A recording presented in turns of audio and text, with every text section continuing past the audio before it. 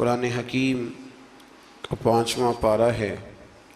اللہ تبارک و تعالیٰ نے اس کے بالکل آغاز میں اس بات کو بیان فرمایا ہے کہ جب تک عورت کسی ایک شخص کے نکاح میں ہو دوسرے کے ساتھ اس کا نکاح نہیں ہو سکتا۔ گویا قرآن مجید نے ایک اسلوب یہ بیان کیا کہ ایک وقت میں ایک خامن کے نکاح میں تو چند بیویاں ہو سکتی ہیں، لیکن یہ ممکن نہیں ہے کہ ایک عورت کے 2 شوہر ہوں۔ ہاں، جو لونڈیاں ہوں اس زمانے میں جن کا چلن موجود تھا، اس حوالے سے اللہ تعالیٰ نے گنجائش عطا فرمائی۔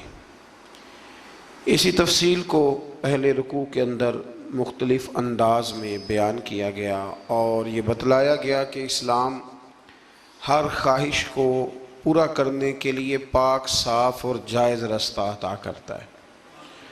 تو اس کے ماننے والوں کو یہ چاہیے کہ وہ کبھی بھی کوئی غیر فطری، غیر اخلاقی عمل نہ کرے جس سے کہ یہ محسوس ہو کہ یہ وہ لوگ ہیں شاید جن کی تربیت نہیں کی گئی۔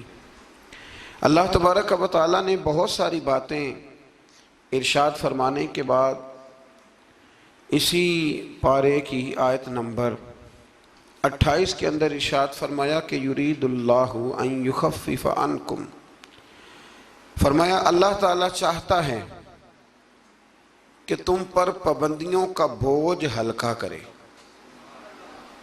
اللہ کریم کی رضا یہ ہے کہ تمہیں آسان دین دیا جائے، آسان دین۔ پابندیوں کا بوجھ تم پر کیوں؟ اس لیے خود ہی بیان فرماتا ہے، فرمایا وَخُلِقَ الْإِنسَانُ ضَعِيفًا، اس لیے کہ ہم نے انسان کو کمزور پیدا کیا ہے۔ رب فرماتے ہیں کہ میں نے چونکہ پیدا کیا ہے تو میں اس کی صلاحیتوں کو جانتا ہوں، تو میں اسے کوئی ایسی شریعت نہیں دوں گا، کوئی ایسا دین نہیں دوں گا، مسلمانوں تم پر کوئی ایسا بوجھ نہیں ڈالا جائے گا جو تم سے اٹھایا نہ جا سکے۔ اللہ تبارک و تعالیٰ نے جتنے بھی ہمیں احکام عطا کیے نا، وہ نماز پڑھنے سے لے کر جہاد کرنے تک، زکوٰۃ دینے سے لے کر حج کرنے تک، جتنے بھی احکامات دیے ہیں سارے ہی بندہ مومن کے لیے بڑے آسان ہیں، سارے ہی بندہ مومن کے لیے بڑے آسان۔ اور جب انسان اس رستے پہ چلتا ہے تو پھر اللہ تبارک و تعالیٰ اس کی مدد فرماتا ہے، پھر اللہ اس کے لیے آسانیاں فرماتا ہے۔ آپ یہ غور فرمائیے کہ حج کے موقع پر بہت سارے لوگ یہ کہا کرتے ہیں کہ حج ایک مشقت کا کام ہے، ایک جد و جہد کا کام ہے، ایک خاص ہمت والا آدمی اس کام کو سر انجام دے گا۔ لیکن آپ نے یہ بھی بڑی باریکی سے ملاحظہ فرمایا ہوگا کہ بڑے ضعیف العمر لوگ حج کرنے جاتے ہیں، کمزور لوگ حج کرنے جاتے ہیں، لیکن ایسا کبھی نہیں ہوا کہ کوئی یہ کہے کہ حج کی مشقت کے رستے میں کسی کا انتقال ہو گیا۔ وہ جب بلاتا ہے تو پھر مدد بھی بڑی ہی فرماتا ہے، پھر کرم بھی بڑا ہی فرماتا ہے۔ اسلامی احکامات جتنے ہیں، یہ فہم و فراست کے قریب بات ہے، اس کو سمجھ لیں، جتنے بھی اسلامی احکامات ہیں وہ سارے اللہ تبارک و تعالیٰ نے عطا ہی تب کیے ہیں کہ جب رب جانتا ہے کہ یہ لوگ اس عمل کو کر گزریں گے۔ یہ رمضان شریف آتا ہے تو بہت سارے لوگ ایسے ہیں جو کہتے ہیں جی ہم مزدوری کرتے ہیں، غریب لوگ ہیں، ہمارے لیے بڑی دشواریاں ہیں، ہمیں جد و جہد کرنی پڑتی ہے، تو روزہ رکھنا ہمارے لیے بڑا دشوار ہے۔ تو کوئی بیچ میں سے ایسا رستہ نکل آئے کہ جس رستے سے ہم بچ جائیں، تو میں کہا کرتا ہوں کہ اتنی سخت مزدوری آج کا کوئی بندہ بھی نہیں کرتا جتنی عرب کے مزدور سخت مزدوری کیا کرتے تھے۔ کوئی پہاڑ نہیں توڑتا، کوئی آدمی ایسا نہیں ہے کہ جو چکی اس طرح سخت انداز میں پیستا ہو، کوئی بھی وہ کٹھن کام نہیں جو اہل عرب کرتے تھے۔ لیکن جناب بلال حبشی نے کبھی کوئی روزہ بھی نہیں چھوڑا۔ حضرت سلمان فارسی رضی اللہ تعالیٰ عنہ کی آپ ساری سیرہ مبارکہ پڑھ لیں، اپنے روزمرہ کے معاملات کے باوجود، ایک تو ہے رمضان المبارک، علاوہ رمضان کے بھی ان کی جو نفلی عبادات ہوتی تھی وہ بھی ایک بہت بڑا مقام رکھتی۔ تو بلا وجہ لوگ پریشان ہو جاتے ہیں، اور ہمارے زمانے میں تو کانوں کو ہاتھ لگا لگا کے لوگ کہتے ہیں کہ او ہو معاذ اللہ جی بڑا مشکل ہے دین پہ عمل کرنا، بڑا مشکل ہے۔ وجہ صرف اتنی ہے کہ کوشش نہیں کرتے، توجہ نہیں کرتے، جس کو یہ اپنے لیے آسان سمجھ رہے ہوتے ہیں وہ کام ان کے لیے مشکل ہوتا ہے، اور جو چیزیں اللہ نے آسان کر دی ہیں وہ بہرحال آسان ہوتی ہیں۔ پھر تھوڑا آگے جائیں گے تو اللہ کریم نے اسی پارے میں ارشاد فرمایا کہ ایک دوسرے کا مال ناجائز طریقے سے نہ کھاؤ۔ ہاں، تجارت کرو باہمی رضامندی کے ساتھ، ایک دوسرے کے ساتھ لین دین کرو تو اچھے طریقے سے کرو، ناجائز طریقے سے کسی کا مال نہ کھاؤ۔ اس کی تفسیر میں ایک حدیث ہے مسند امام احمد بن حنبل میں، نبی کریم صلی اللہ علیہ وسلم نے فرمایا کہ جس شخص نے ناجائز طریقے سے مال کمایا ہے نا، یہ اسی کا تھا، اسی کا نصیب تھا، جس نے کما لیا اسی کا تھا۔ لیکن حضور فرمانے لگے اس نے جلدی کی ہے، اگر یہ تھوڑا انتظار کرتا تو اللہ یہی مال اسے جائز طریقے سے عطا فرما دیتا۔ اس نے جلد بازی کا مظاہرہ کیا ہے، غلط طریقہ اختیار کیا اس کو حاصل کرنے کا، اس نے اچھا نہیں کیا۔ تو ناجائز طریقے سے مال، آپ اندازہ فرما لیں کہ دنیا میں کتنے ایسے لوگ ہیں، کتنے کہ جو کہتے ہیں کہ ہم زندہ بھی دوسروں کے مال پہ ہیں، ہمارے پاس جو بنیادی رقم ہے تجارت کرنے کے لیے وہ بھی لوگوں کی ہے۔ لوگ چاہتے ہیں کہ دوسروں کے مال پر وہ اپنا قد اونچا کریں، اللہ تبارک و تعالیٰ نے اس بات سے سختی کے ساتھ منع فرما دیا۔ آیت نمبر 31 کے اندر اللہ تبارک و تعالیٰ نے ارشاد فرمایا کہ بڑے گناہوں سے بچنا، کبیرہ گناہوں سے بچنا۔ جو چھوٹے گناہ ہوں گے وہ تو اللہ اپنے فضل سے معاف فرما دے گا، لیکن تم کبیرہ گناہوں سے بچنا۔ کبیرہ گناہ کون سے ہیں؟ قتل سے بچنا، بہتان ترازی سے، پاک باز لوگوں پر بہتان لگانا کبیرہ گناہ، کبیرہ گناہ، قتل کبیرہ گناہ ہے، اور بہتان ترازی حدیث صحیح میں موجود ہے۔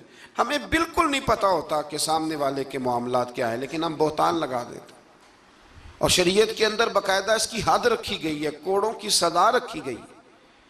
جب تک آپ کو تحقیق نہ ہو جائے، میرے نبی کریم علیہ السلام نے فرمایا کسی شخص کے جھوٹا ہونے کے لیے اتنا ہی کافی ہے کہ سنی سنائی بات آگے بیان کر دیتا ہے، یہ جھوٹا ہے، اس کو چاہیے تھا اس کی تحقیق کرتا۔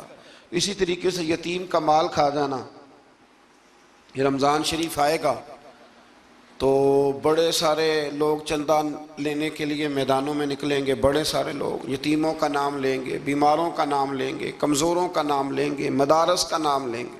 اللہ سے ڈرنا چاہیے۔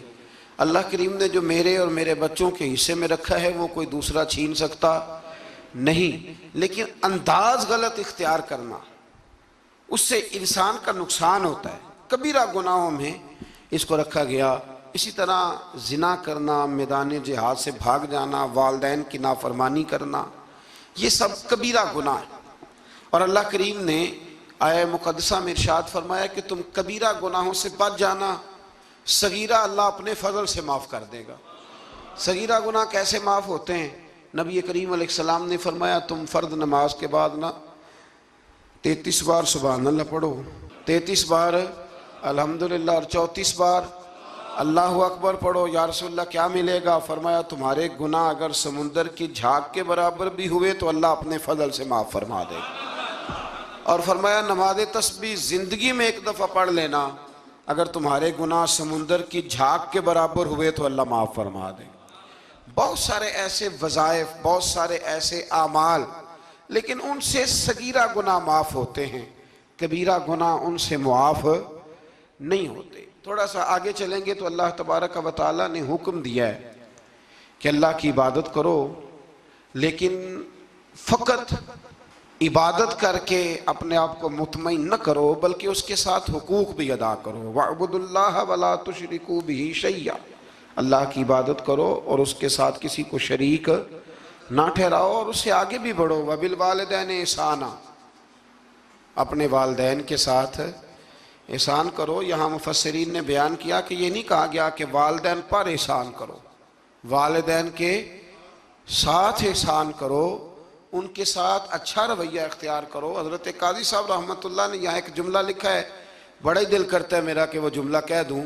قاضی صاحب فرمایا کرتے کہ نیکی کا بدلہ نیکی یہ جزا۔ فرماتے ہیں جو احسان ہوتا ہے نا، یہ سامنے والے نے جتنی نیکی کی ہو اس سے بڑھ کر اس کے ساتھ کرنے کو احسان کہتے ہیں تو آپ فرماتے ہیں کہ اگر اماں تیرے لیے ایک رات بیدار رہی ہے تو کوشش کر تو 2 راتیں رہا کر، اور اگر والد نے اپنی زندگی کے 30 سال تجھے دیے ہیں تو 2 دعا کر کہ کم از کم تو 35 سال اللہ تجھے توفیق دے تو ان کی خدمت کرے۔ پھر آگے ارشاد فرمایا کہ وَبِذِي الْقُرْبَى وَالْيَتَامَى وَالْمَسَاكِينِ وَالْجَارِ ذِي الْقُرْبَى وَالْجَارِ الْجُنُبِ وَالصَّاحِبِ بِالْجَنبِ وَابْنِ السَّبِيلِ، فرمایا یہ ایک لسٹ ہے، ان سب کے ساتھ اچھا سلوک کرو، والدین کے ساتھ بھی، قریبی رشتہ داروں کے ساتھ بھی، یتیموں کے ساتھ بھی، مسکینوں کے ساتھ بھی، پڑوسیوں کے ساتھ بھی، اور وہ پڑوسی جو رشتہ دار ہوں اور وہ پڑوسی جو رشتہ دار نہ بھی ہوں، اور وہ جو تمہارے مجلس کے ساتھی ہیں، کلاس فیلو ہیں، دفتر کے ساتھ رہنے والے ہیں،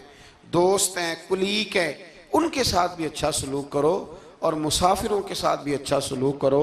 وما ملکت ایمانکم، اور وہ جو تمہارے قبضے میں ہیں، تمہارے داہنے ہاتھ جن کے مالک ہوئے، یعنی جو تمہارے ملازم ہیں، جو تمہارے غلام ہیں، ان کے ساتھ بھی سلوک۔ اور ہمارا سارا جو غصہ ہے وہ نکلتا ہی ملازموں پہ ہے، سارا غصہ ملازموں پہ نکلتا ہے۔ خدا نہ کرے کوئی ایسا وقت آئے، ورنہ لوگ کیا کرتے ہیں کہ جو غصہ کسی اور کا ہوتا ہے وہ بھی جانے کس عمر میں جائے گی یہ عادت میری، روٹھنا اس سے تو غیروں سے الجھتے پھرنا، یعنی غصہ کسی اور کا اور نکل۔ حضرت صدر الشریعہ رحمۃ اللہ علیہ صاحب بہار شریعت فرمایا کرتے تھے کہ جو ٹیچر ہے نا پڑھاتا ہے، اور جب غصے کی حالت میں ہو تو کلاس میں نہ آیا کرے، ایسا نہ ہو کہ بیگم صاحبہ کا غصہ بھی بچوں پہ نکال کے چلا جائے، وہ کلاس میں نہ آئے، وہ جب اپنے مزاج کو معتدل پائے تو پھر وہ کلاس میں آئے۔ اللہ تبارک و تعالیٰ نے اس آیت میں وہ سارا چارٹر دیا، وہ لسٹ دی، یہ وہ سارے لوگ ہیں جن کے ساتھ تم نے اچھا سلوک کرنا ہے۔ اور آخر میں فرمایا ان اللہ لا يحب من کان مختالا فخورا، فرمایا اللہ تعالیٰ پسند نہیں کرتا اس شخص کو جو مغرور بھی ہو، فخر کرنے والا بھی ہو، متکبر ہو، ایسے لوگوں کو اللہ مختالا فخورا، اللہ اس آدمی کو جو متکبر ہے، جو اتراتا ہے، اس کو اللہ پسند نہیں کرتا۔ تو پیچھے حقوق کا بیان تھا، تو آخر میں فرمایا کہ تکبر کرنے والے اللہ کو پسند، اس کا مطلب ہے حقوق وہ بندہ عطا نہیں کرتا جو متکبر ہوتا ہے، جس میں عاجزی ہوتی ہے نا، وہ ماں باپ کے حق میں بھی اچھا ہوتا ہے، وہ رشتہ داروں کے حق میں بھی، مسکینوں کے حق میں بھی، کلاس فیلو کے حق میں بھی، یہ اللہ کریم نے بیان کر دیا۔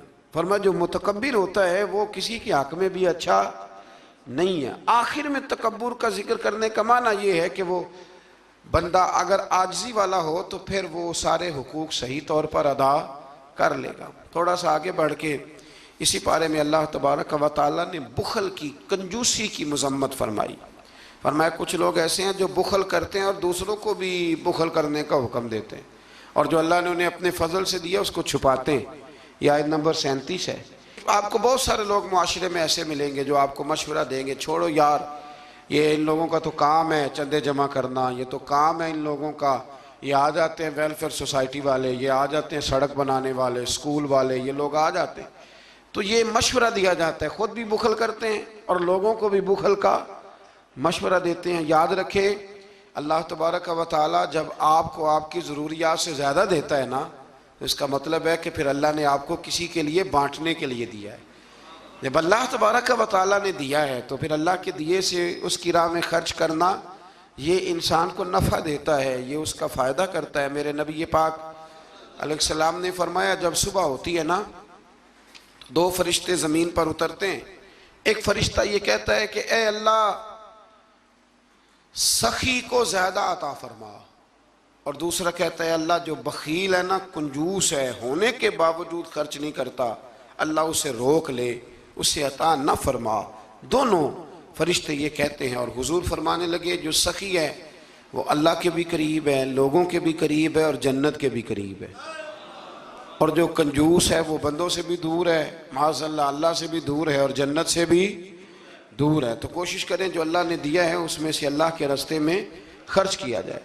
انہی آیات مقدسہ میں پھر امانتیں ادا کرنے کا بھی حکم ہے، آگے چل کے پھر حسد کی ممانعت بھی فرمائی گئی، پھر ان لوگوں کو سمجھایا گیا کہ جو بلا وجہ لوگوں کو حاکموں تک لے جاتے ہیں، یعنی بلا وجہ کے مقدمات، بلا وجہ یہ جو ہمارے مالدار لوگ ہوتے ہیں انہوں نے تو ایک پکا وکیل رکھا ہوتا ہے مقدمے کرنے کے لیے، اس پہ بھی کر دو، اس پہ بھی کر دو، اس پہ بھی کر دو، الجھائے رکھتے، اور بغیر کسی سبب کے بعض لوگوں کی یہ عادت ہوتی ہے لوگوں کو تنگ کرنا، نوٹس بھیجتے رہنا۔ اللہ کریم نے ان آیات کے اندر منع فرمایا۔ 5ویں پارے کی سورہ نساء کی آیت نمبر 64 فرمایا وَمَا أَرْسَلْنَا مِن رَسُولٍ إِلَّا لِيُطَاعَ بِإِذْنِ اللَّهِ، فرمایا ہم نے جو رسول بھی دنیا میں بھیجے اس لیے بھیجے کہ ان کی اطاعت کی جائے، ان کی فرما برداری کی جائے۔ اور آگے ارشاد فرمایا وَلَوْ أَنَّهُمْ إِذْ ظَلَمُوا أَنفُسَهُمْ جَاءُوكَ، محبوب جب یہ لوگ اپنی جانوں پہ ظلم کر بیٹھے تو آپ کی بارگاہ میں حاضر ہو جائیں۔ وَلَوْ أَنَّهُمْ إِذْ ظَلَمُوا أَنفُسَهُمْ جَاءُوكَ، محبوب جب یہ اپنی جانوں پہ ظلم کریں تو آپ کی بارگاہ میں حاضر ہو جائیں۔ ظلم سے مراد جب گناہ کر بیٹھیں پھر کیا کریں؟ فَاسْتَغْفَرُ اللَّهَ، اللہ سے معافی مانگیں، وَاسْتَغْفَرَ لَهُمُ الرَّسُولُ، اور رسول بھی ان کی سفارش کر دیں، لَوَجَدُ اللَّهَ تَوَّابًا رَحِيمًا، تو یہ ضرور اللہ کو توبہ قبول کرنے والا اور رحم کرنے والا پائیں گے۔ تو یہ کون فرما رہا ہے؟ اللہ کریم کہ جب اپنی جان پہ ظلم کرو تو میرے محبوب کے دروازے پہ آ جاؤ، مجرم ہو تو منہ اشکوں سے دھوتے ہوئے آؤ، آؤ در تواب پہ روتے ہوئے آؤ۔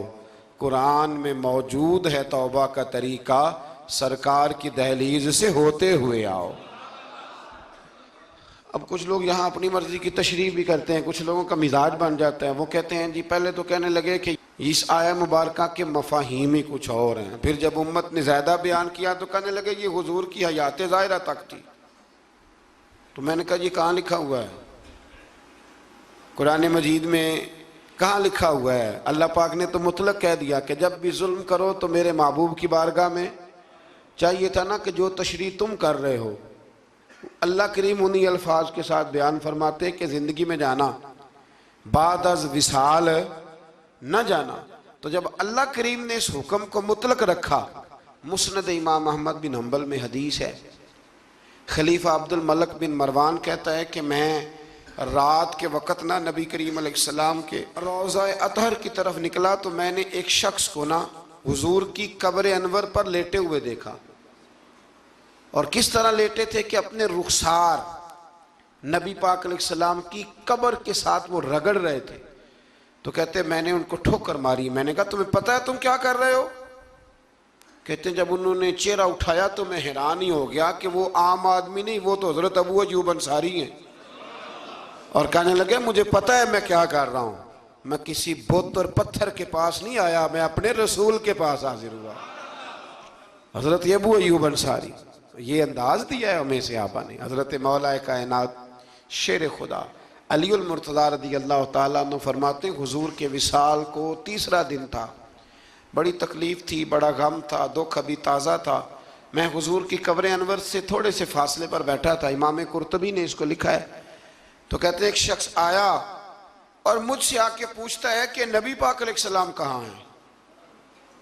کہتے چونکہ زخم تازہ تھا، 3 دن گزرے تھے تو میں رو پڑا، میں نے کہا وہ جو سامنے مزار پر انوار ہے نا قبر اطہر، وہ میرے نبی پاک کی ہے۔ تو کہتے ہیں وہ حضور کی بارگاہ میں آیا اور اس نے مٹی اٹھا کے اپنے سر پہ ڈالی، عرض کرنے لگا یا رسول اللہ صلی اللہ علیہ وسلم، رب فرماتا ہے ظلم کر لو تو میرے محبوب کی بارگاہ میں آؤ، تو میں تو آ گیا ہوں، مجھ سے غلطی ہو گئی، بھول گیا تو حضور میں آ گیا ہوں، تو آپ نے پردہ کر لیا، میں کدھر جاؤں؟ حضرت علی فرماتے ہیں وہ اس درد سے رویا کہ میں بھی رو پڑا۔ آپ فرماتے ہیں مجھے اللہ کی عزت کی قسم میں نے اپنے کانوں سے سنا، حضور کی قبر انور کے اندر سے آواز آئی، او اعرابی چلا جا، اللہ نے تیرے سارے گناہ معاف فرما دیے۔ مجرم ہو تو منہ اشکوں سے دھوتے ہوئے آؤ، آؤ در تواب پہ روتے ہوئے آؤ۔ قرآن میں مذکور ہے توبہ کا طریقہ، پر سرکار کی دہلیز سے ہوتے ہوئے آؤ۔ اور پھر بالکل متصل اس سے آگے فرمایا فَلَا وَرَبِّكَ لَا يُؤْمِنُونَ حَتَّى يُحَكِّمُوكَ فِي مَا شَجَرَ بَيْنَهُمْ۔ کیا انداز ہے، اور اس انداز کی یہ قرآن مجید میں شاید انفرادی آیت ہو۔ فرمایا محبوب مجھے تیرے رب کی قسم، عجیب انداز ہے نا قسم اٹھانے کا، اے محبوب مجھے تیرے رب کی قسم، یہ انوکھا انداز ہے۔ قرآن مجید کا۔ فرمایا محبوب مجھے تیرے رب کی قسم یہ لوگ اتنی دیر تک مومن نہیں ہو سکتے جب تک اپنی ہر بات میں تیرا فیصلہ قبول نہیں کر لیتے۔ بڑا معروف واقعہ ہے لیکن یہاں اس کا ذکر کرنا بھی بڑا ہی ضروری ہے۔ ایمان اور عقیدے کے لحاظ سے وہ اتنا زرخیز واقعہ ہے، اتنی خوبصورت ٹھنڈک ہے کہ جو دل کو، آنکھوں کو، کلیجے کو سکون دیتا ہے۔ ایک منافق کا اور ایک یہودی کا جھگڑا ہو گیا۔ وہ جو منافق تھا نا وہ کلمہ پڑھتا تھا، منافق کہتے ہیں اس کو ہیں جو اپنی زبان سے کلمہ پڑھے اور اندر اس نے نفاق چھپایا ہو، دونوں کا جھگڑا ہو گیا۔ نبی کریم علیہ السلام کی بارگاہ میں حاضر ہوئے تو حضور نے فیصلہ یہودی کے حق میں دیا، کلمہ گو کے حق میں نہیں دیا، اس منافق کے حق میں۔ وہ نہ کہنے لگا جی میں تو فیصلہ حضرت عمر سے کراؤں گا۔ وہ حضرت عمر فاروق کے پاس گئے اور جا کر کے کہا کہ یہ ہمارا معاملہ ہے تو فیصلہ کر دے۔ جناب عمر بات سننے ہی لگے تھے کہ وہ یہودی بولا، کہنے لگا عمر ایک بات کا لحاظ کر لینا کہ نبی کریم کی بارگاہ میں یہ بات پہلے سے طے ہو چکی ہے اور حضور نے میرے حق میں فیصلہ دے دیا ہے، پر یہ کلمہ پڑھ کے کہتا ہے کہ میں نے عمر سے فیصلہ کرانا ہے، میں معاذ اللہ حضور کے فیصلے کو نہیں مانتا۔ جناب عمر فرمانے لگے بیٹھو پھر میں ابھی آیا۔ حضرت عمر اندر تشریف لے گئے اور تلوار لائے اور تلوار اٹھاتے ہی اس منافق کی گردن اتار دی۔ فرمایا جو میرے نبی کا فیصلہ نہ مانے عمر کی تلوار اس کا فیصلہ کر دیا کرتی ہے۔ شور ہو گیا جیسے آج لوگ شور کرتے ہیں، کلمہ گو کو ایسے کہہ دیا، کلمہ گو کو یہ، وہاں بھی شور ہو گیا کہ کلمہ گو مار دیا جی عمر نے، کلمہ پڑھنے والا مار دیا، کلمہ پڑھنے والا مار دیا، مسلمان مار دیا، وہ تو کلمہ پڑھتا تھا۔ جب بہت شور ہوا تو اللہ تعالیٰ نے قرآن مجید کی یہ آیت نازل فرمائی، فرمایا محبوب کون سا کلمہ اور کون سا اس کا ایمان؟ ایمان تو تب مکمل ہوگا جب تیرے فیصلے قبول کرے گی۔ کلمہ پڑھنے سے تھوڑی ایمان مکمل ہوگا، جب تک تیرا فیصلہ ہی قبول نہیں کرتے۔ تو جس کا رب ہی ایمان قبول نہ کرے، لوگوں کو کیا ضرورت ہے شور کرنے کی کہ بڑا ایمان والا ہے؟ اللہ ہی جس کا ایمان قبول نہ کرے۔ تو میرے عزیز دوستو، اللہ تبارک و تعالیٰ نے آگے چل کے پھر اس گروہ کا ذکر بھی اسی سورہ مبارکہ میں اور اسی پارے میں بیان فرمایا جس گروہ کے رستے پر چلنے کی ہم ہر نماز میں دعا مانگتے ہیں، انعم اللہ علیہم من النبیین والصدیقین والشہداء والصالحین۔ فرمایا وہ جو تم ہر نماز میں کہتے ہو نا صراط الذین انعمت علیہم، تو انعام یافتہ لوگ اس سورہ مبارکہ نے آیت نمبر 69 میں بیان کیے۔ فرمایا وہ انبیاء ہیں، صدیقین ہیں، شہداء ہیں، صالحین ہیں، اور انداز دیکھیے کتنا شاندار ہے قرآن کا۔ فرمایا وَحَسُنَ أُولَئِكَ رَفِيقًا، فرمایا یہ کتنے اچھے ساتھی ہیں، وَحَسُنَ کتنے حسین دوست ہیں، ان سے دوستی کرو، ان سے دوستی، یہ بڑے حسین لوگ ہیں، بڑے حسین انبیاء، صدیقین، شہداء اور صالحین۔ تو اللہ تبارک و تعالیٰ نے پھر طاغوت کے رستے پر چلنے سے منع فرمایا اور اپنے رستے پر چلنے کا حکم دیا۔ ایک آیہ کریمہ اور پڑھتا ہوں اور بات کو سمیٹتے ہیں۔ اسی قرآن مجید کی سورہ نساء میں اسی پارے میں آیت نمبر 82 میں اللہ کریم نے قرآن کی، اسلام کی اور دین کی ایک اور صداقت کو بیان کیا۔ فرمایا افلا یتدبرون القرآن، کیا یہ لوگ قرآن میں غور نہیں کرتے، تدبر نہیں کرتے، توجہ نہیں کرتے قرآن میں؟ فرمایا وَلَوْ كَانَ مِنْ عِنْدِ غَيْرِ اللَّهِ، اگر یہ اللہ کے علاوہ کسی اور کی طرف سے ہوتا لَوَجَدُوا فِيهِ اختلافاً كَثِيرًا، تو یہ اس میں بڑا سخت اختلاف پاتے، یہ اس میں پاتے کہ بہت ساری جگہوں پہ متضاد باتیں ہیں، کہیں کچھ کہا جا رہا ہے اور کہیں کچھ کہا جا رہا ہے۔ قرآن مجید ایک دم نہیں آیا، جو کتاب ایک دم لکھی جاتی ہے نا اس میں اختلاف نہیں ہوتا، 23 سالوں میں آیا ہے۔ لیکن جو بات پہلے دن بیان ہو رہی تھی غار حرا میں، آخری دن حجت الوداع میں بھی وہی بات بیان ہو رہی ہے، تو سمجھ لیں کہ جب 23 سالوں کے اندر ایک جملے کا، ایک فکرے کا تضاد قرآن میں نہیں آیا تو پھر یہ کسی غیر کا کلام نہیں، یہ اللہ ہی کا کلام ہے۔ تو قرآن مجید میں الحمد سے لے کر والناس تک کسی بات میں کوئی تضاد نہیں۔ آج بھی کئی کتابیں بڑے بڑے زبردست لوگ لکھتے ہیں، بڑے بڑے اچھے ادیب لکھتے ہیں، بڑے بہترین صاف ستھرے قلم والے لوگ جن کو شستہ لکھنا آتا ہے، صاف ستھرا لکھتے ہیں، شعر و شاعری سے ان کا اچھا شغف ہوتا ہے، لیکن ان کے نظریے کی کئی دفعہ سمجھ نہیں آتی، پہلے صفحے پہ کچھ اور کہہ رہے ہوتے ہیں، بیچ میں جا کے وہ لفظوں کا ہیر پھیر تو ٹھیک ہوتا ہے لیکن جملوں کی کوئی ترتیب نہیں ہوتی۔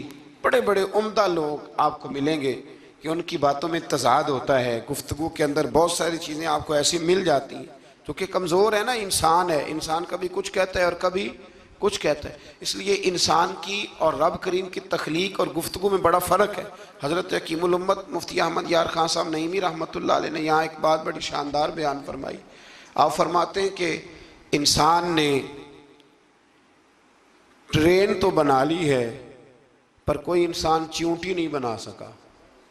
ٹرین بڑی ہوتی ہے نا، بلکہ بہت بڑی ہوتی ہے، اور چیونٹی اس کے مقابلے میں چھوٹی ہوتی ہے، تو فرماتے ہیں کہ ٹرین بنا لی ہے پر آج تک کوئی بندہ چیونٹی، فرمانے لگے بڑے بڑے اس نے بلب بنا لیے، لائٹیں بنا لی، بڑا کچھ کر لیا، پر جگنو بنا سکا؟ جگنو بڑا چھوٹا ہوتا ہے، تو اس نے بڑا کچھ بنا لیا ہے پر جگنو نہیں بنا سکا۔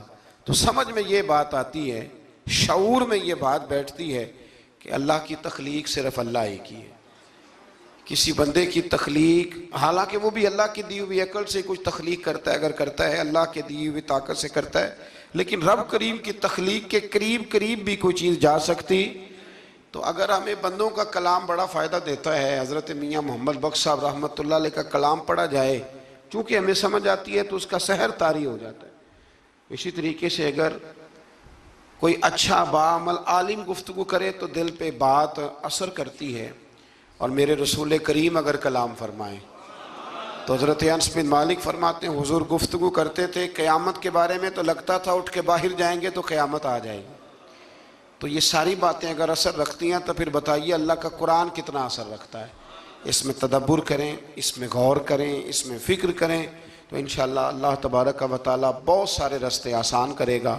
اللہ سمجھنے کی توفیق عطا فرمائے۔ آخر دعوانا